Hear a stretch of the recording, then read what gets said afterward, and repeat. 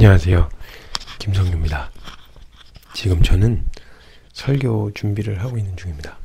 설교 준비를, 그래서 이제 설교 준비를 하는 과정을 브이로그로 좀 담으려고 합니다.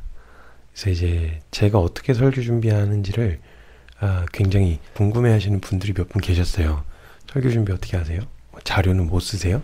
이런 이제 질문들을 많이 받았었는데, 특별하게 뭐 공개하고 오픈할 수 있는 기회가 별로 없었는데, 뭘 어떻게 한다 뭐 이런 것보다 준비를 하면서 지금 준비하고 있는 중이었는데, 제가 설교 준비를 어떻게 하는지에 대한 원리를 가지고, 이건 뭐 방법적인 거는 뭐 중요하지 않아요. 개인에게 맞춰져 있는 것들이 있기 때문에 개인이 말씀 앞에서 어떻게 준비하느냐로 봐야지, 뭐 특별하게 정해져 있는 어떤 폼이 있는 게 아니잖아요. 저 같은 경우는 저는 이제 말씀을 선포하고 주일 예배 말씀을 준비할 때 어떻게 하는지에 대한 부분을 좀 나누려고 해요. 네, 그렇습니다. 일단 제일 중요한 건 말씀을 전할 목적으로 보는 거라기보다는 그냥 이제 평상시에 그냥 묵상을 계속 하죠. 대부분의 경우는 제가 아침에 묵상하는 묵상 내용들, 매일매일 이제 묵상하는 묵상 내용들이 설교가 많이 되죠. 그래서 저는 좀 교만해, 좀 건방지다고 생각할 수 있는데, 팩트 체크할 때만 자료를 찾아보고요. 말씀 준비할 때는 자료를 잘 안 찾아요. 제일 먼저 하는 건 주간에 딱 앉았다. 이제 설교 준비를 하려고 하는 목적으로 앉았을 때는 제가 지난주 설교, 그 다음에 제가 이제 외부에 나가면서 하는 제 설교들을 모니터링을 많이 해요. 그래서 어떤 흐름으로 이야기했었고, 그러니까 어떤 이야기를 지난주에 교회 주일 설교 올라갔을 때 어떤 이야기를 했는지, 그러니까 같은 얘기가 반복되어지면 안 되거나 이어져야 되는 내용이 있다거나 이런 걸 체크해야 되기 때문에, 그래서 제가 이제 조금 그 지난 시간들에 대한 내용들을 이제 모니터링을 하죠. 예를 들면 이제 제가 이런 식으로 그 메시지, 제가 키퍼서치에 올라오잖아요, 메시지가. 그래서 그 메시지를 먼저 쭉 살펴보고, 그 다음에 이제 지난주에 뭐 다루었어야 하는 내용이나 아니면 다루려고 했었던 내용들, 뭐 이런 내용들을 살펴봅니다. 첫 번째는 이제 뭐 제가 했었던 설교 모니터링 하는 거, 그게 이제 첫 번째 우선순위고요. 그 다음에는 이제 꽂아야 되겠다. 그 다음에는 이제 묵상 노트 보죠. 묵상 노트는 제가 묵상하는 원리, 저희가 어떻게 묵상하는지 묵상하는 원리에 대해서 좀 나중에 좀 도움을 드리려고 하는데요. 저희가 따로 제작을 해서 묵상 노트를 만들어서 써요. 저희가 따로 제작을 하고 이제 묵상 노트를 쓰는데, 이런 식으로 이렇게 해가지고 이제 묵상 노트를 이렇게 작성을 해가지고 이제 매일매일 묵상하는 내용들을 기록하고, 대부분의 경우가 이제 묵상에서 설교가 나와요. 묵상하는 거죠. 그래서 이거는 설교를 위한 묵상이 아니라 이제 그냥 이제 저에게 필요한, 오늘 하루 또 주님이 살아가면서 필요한 주시는 말씀들, 그런 말씀들을 기록하고 하는 훈련들을 이제 제일 많이 하죠. 그래서 제가 이거를 다 모아요. 묵상하는 내용들을, 매일매일 묵상하는 내용들을 다 모아서 지금 한 10년치가 모여져 있어요. 예전에는 제가 지금의 묵상 노트를 만들기 전에, 지금 저희 단체에서 사용하는 묵상 노트를 만들기 전에 제가 사용하던 게 이제 프랭클린 플래너라고 하는 그 다이어리를 썼었거든요. 거기다 이제 묵상을 기록하면서 제가 들고 오는, 이렇게 이제 제가 프랭클린 플래너를 쓰면서 요런 식으로 이제 제가 연도별로 다 이제 모아놨어요. 그래서 제가 2018년까지는 쓰다가 저희 다이저 열쇠에서 이쯤에 묵상 노트를 만들고 제작해서 사용하기 시작했어요. 그래서 그때부터는 제가 이제 이제 저희가 제작해서 사용했었던 묵상 노트, 요런 형태의 묵상 노트들을 이제 하고, 저희 수련회나 아니면 이제 그 교회 성도님들에게는 요 묵상 노트에 사용하는 원리나 이런 것들을 저희가 나누면서 공유하고 같이 묵상 노트를 작성하게 해요. 이게 제가 가진 것 중에서 제일 좋은 재산이에요. 그래서 요거를 보면은 이제 잠시만요. 이런 식으로 이제 이렇게 해서 매일매일 묵상을 해요. 그래서 이제 이런 식으로 색깔별로 표시하고 이런 것들이 이제 묵상하는 내용들을 전부 다 기록하는 훈련들을 하거든요. 저희 같은 경우는 이제 지체들이 상당히 많은 지체들이 이제 포스트잇, 제가 제일 많이 요구하는 게 이제 포스트잇 많이 갖고 다니라 그래요. 그래서 항상 책상 서랍이나 이런 데는 이제 포스트잇 요거 이제 포스트잇을 놓고 생각나거나 막 이렇게 딱 떠오르는 주제가 있어요. 그리고 가끔 말씀을 묵상하고 나서 당장 볼 때는 이해가 안 됐었는데 시간이 좀 지나고 나서 갑자기 뭐 일상 중에 갑자기 막 떠오르고 뭐가 정리가 되어지는 그런 걸 경험할 때가 있거든요. 그럴 때는 이제 얼른 포스트잇에다 기록해서 뭐 이제 묵상 노트나 이런 데다가 붙여놔라. 그냥 당장 막 그때 내용이 다 정리되어지진 않으니까 포스트잇 같은 거 붙여놔라. 이렇게 하면 이제 제가 묵상 노트 이런 식으로 포스트잇을 붙여놓곤 해요.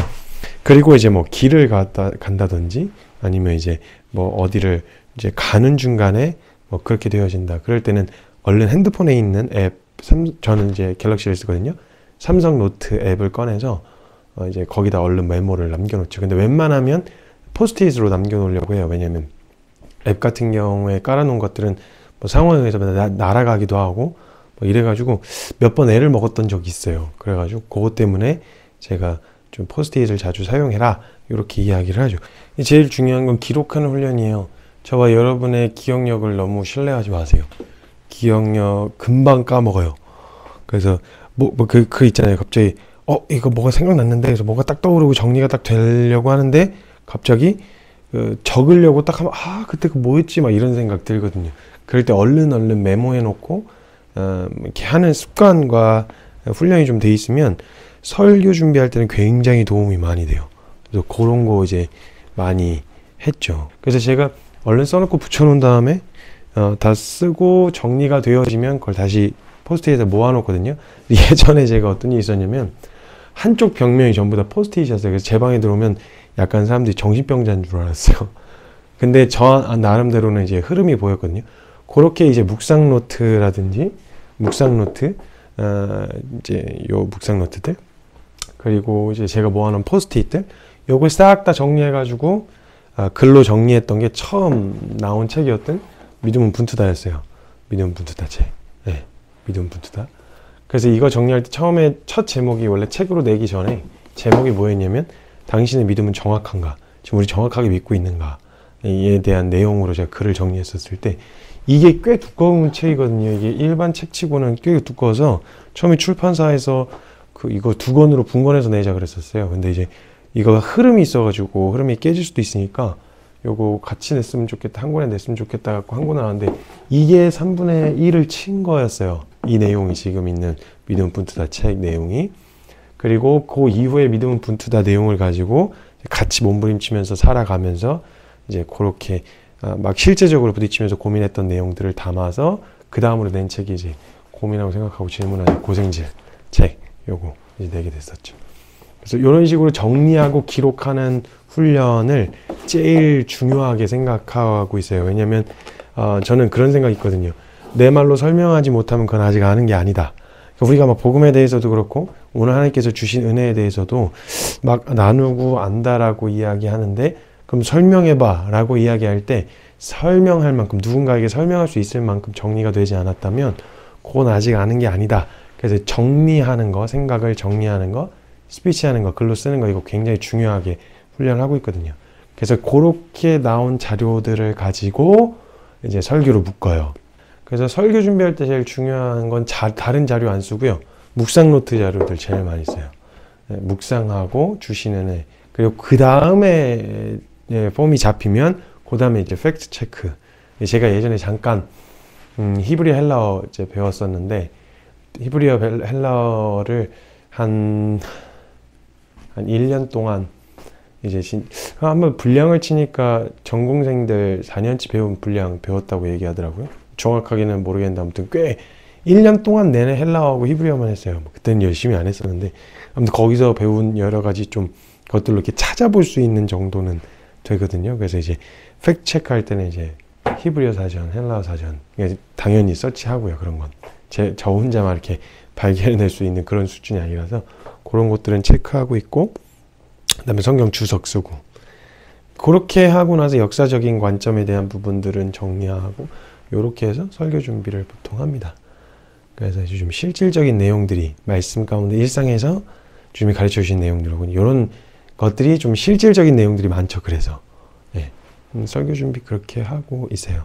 첫 번째는 모니터링하고, 그 다음이 이제 묵상, 그 주간에 주셨던 말씀들, 묵상들을 이제 살펴보는 작업들을 하죠. 어쩔 때는 그래서 월요일부터 설교 준비를 시작할 때도 있고, 어쩔 때는 그 과정을 좀 충실히 기다린 다음에 수요일, 목요일 이때부터 이제 본격적으로 시작이 되어지는 경우가 있고, 왜냐면 말씀을 해 주셔야 말씀을 전할 수 있으니까요. 물론 이제 맡겨진 자리니까 책임을 다해서 준비는 하긴 하는데, 말씀을 전하는 거다 보니까 하나님의 말씀이 정확하게 나에게 또 어떤 은혜를 주셨는지에 대한 이야기가 정리가 되어졌을 때 그때 이제 할 수 있는 것 같아요. 그래서 이제 보통은 그렇게 해서 이제 본문과 주제를 정해요. 정한 다음에 일단은 그 본문 말씀을 이제 성경으로 읽습니다. 제가 읽었던 본문 말씀, 그리고 그 본문 말씀에 관련된 내용들을 이렇게 좀 몇 장을 이렇게 차례대로 읽어요. 그 다음부터 이제 본격적으로 주신 마음도 적어놨었던 포스트잇 뭐 이런 거 다 떼가지고 붙여놓고 그때부터 이제 정리를 하기 시작하죠.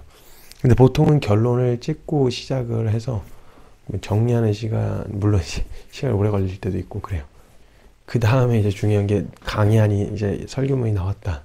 그럼 그 다음에 좀 웃기실 수 있는데 리허설을 해요.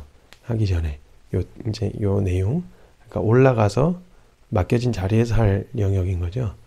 그래서 뭐 다들 그렇게 하시겠지만 저도 이제 리허설을 막 혼자, 그래서 그때는 지체들이 웬만하면 안 건드려요. 제가 막 혼잣말하고 돌아다닐 때가 있거든요. 그럴 때는 잘 안 건드려요. 그래서 이제 제가 막 서서 이제 막 돌아다니면서 그렇지 않습니까? 뭐, 그렇지 않나요? 그런 게 나을까요? 뭐 이런 식으로 이제 단어를 막 선정해보고 하죠. 그런데도 이거 강의안을 충분히 숙지한다고 하는데도 그 참 쉽지가 않아요. 아무튼 설교 매주 하시는 분들 정말 존경스럽습니다. 네, 진짜 쉽지 않더라고요. 네, 그래서 지금은 강의안이 얼추 마무리된 상태이고요. 이번 주 주요 강의 내용을 이제 리허설하고, 제가 이제 제 말로, 글로 쓴 거랑 말로 하는 거랑 좀 다르거든요. 그래서 저는 이렇게 구어체로 강의안을 해놓지 않고 이렇게 뼈대에다가 살 조금 더 붙여놓은 상태, 거기까지만 해놓기 때문에 제가 이 내용이 강의안이 이해가 안 되면 앞에 나가서 버벅거려요. 그래가지고 연습을 많이 해야 돼요. 그래서 설교 막 스피치, 그때도 지난 브이로그 때도 좀 나눴지만 제가 스피치 연습을 계속 차 타고 가는 내내 하는 이유는 이유가 그것 때문에 그래요. 강의안을 안 보고 하는 강의가 있고 강의안을 봐야만 할 수 있는 강의들이 있는데, 그런 거 할 때 이제 단어가 이렇게 막 말릴 때가 있어요. 입안에서 막 맴돌고 나오질 않을 때가 있는데 입을 푼다 그러죠. 그래서 이제 리허설 올라가기 전까지 이제 리허설하고 연습해요. 네. 좀 되게 많이 돌아보고 점검하게 되어진 시간인 거예요. 그래서 굉장히 실제적이죠. 저한테도 말씀 준비하는 게 유익이 돼요. 저는 말씀 준비가 정리하게 되어지고 더 고민하게 되어지고 생각하게 되어지고, 보통 토요일이면 뭐 이래저래 하고 나면 거의 한 새벽까지는 마무리하기 위해서 리허설도 해보고 연습도 해보고 녹화해서 이제 제 거 다시 모니터링 하기도 하고, 이렇게 해서 시간이 좀 걸리죠. 그래서 그렇게 해서 토요일날 설교 준비를 마무리합니다. 네, 그렇습니다. 그럼 저는 빨리 얼른 마무리하고 자야 되기 때문에 다음번에 좀 구체적으로 어떻게 준비하는지 나중에 또 한번 보여드릴게요. 묵상에 관련된 내용들, 그리고 기록하는 훈련에 대한 부분들은 제가 구체적으로 브이로그를 한번 찾아뵙도록 하겠습니다.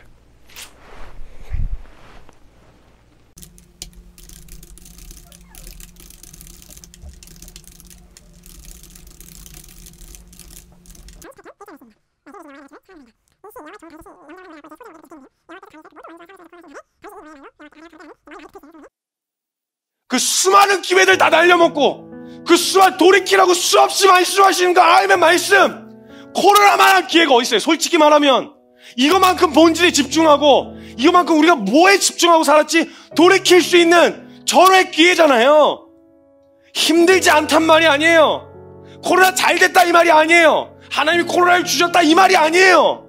이걸 통해서 돌이킬 수 있는, 이거 외에도 수많은 기회들이 있었어요. 그 수많은 기회들 다 날려먹고 괜찮으시겠어요? 편히 천국 가셔서 저희 이 땅에서 막 죽어라 피 터지게 싸우는 싸움 보시는 거 괜찮으시겠어요? 빼앗긴 다음 세대 이거 어떻게 하시려고 그래요? 이대로 대한민국의 사사기가 찾아오도록 내버려 두실 거예요? 가르침을 포기한 이스라엘의 기성세대가 이스라엘의 다음 세대의 교육과 가르침을 가나안에게 더럽고 그 음란한 문화에 그냥 내어 던져버린 거예요. 아이들을.